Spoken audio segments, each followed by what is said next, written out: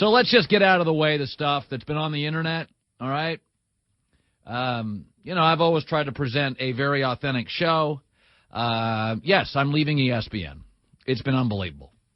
And I don't want to get melancholy here. It's amicable. I'm on the air today talking about it. That tells you the relationship I have with this company and with my bosses, who are friends for life. Years ago, over 10 years ago, I was just a local radio guy, okay? And Tony Kornheiser was amazing. He's a brilliant man, brilliant writer, media icon. And he was leaving. And they could have picked a million guys out of New York, L.A., Chicago, Dallas. Many applied. It was a good job. I was told at the time it was the best syndicated radio job opening in sports in the history of the business. And they chose me from a small market. Nobody'd heard of me. ESPN had guts. They had courage. They rolled the dice. A guy flew into Portland. We got a rare snowstorm. He was stuck there 4 days. John McConnell listening to me. And he recommended me. It's been the best 10 years of my life. Who am I kidding? Yep, I'm leaving ESPN. Friends, relationships, did everything I could, worked my tail off, and they've treated me fabulously. I got no complaints. I've got no complaints. By the way, they offered me a great new contract, incredibly fair, could not have been more reasonable, never argued, totally transparent. It wasn't about the money. It was about the funny. Because I've seen so many guys, they get to be 50, they make some money, then the quality of their stuff goes down. I've seen it everywhere. I see it now. And I thought, for the best me, the most challenged me, the most inspired me, to do the best me for you, I needed a new mission. Bill Parcells is one of my all-time favorite guests and coaches. And that Bill Parcells liked building. He didn't like maintaining. He liked building.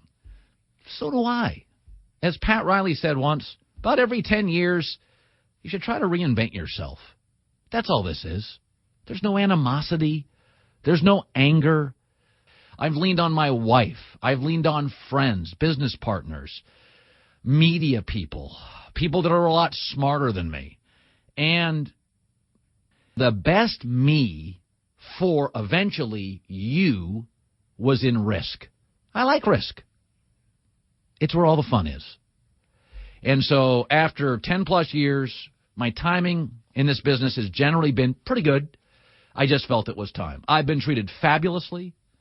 They elevated me to a point well beyond what I could have elevated myself.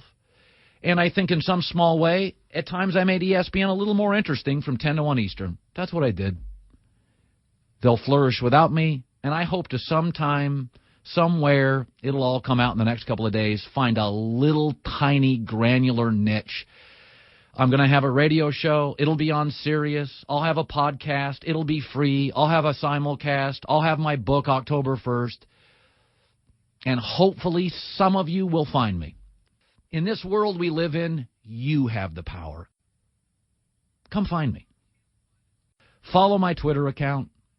I'll tell you where I'm going. You can read internet stuff. Some stuff's been printed. Most of it pretty accurate. I don't think this is the time or the place. And frankly, ESPN's allowing me on. I'm not here to promote other networks. That's not beneficial for them. And in the end, I think it lacks a certain dignity. This was mutually beneficial. It's a wonderful thing. It's a wonderful thing. There you go.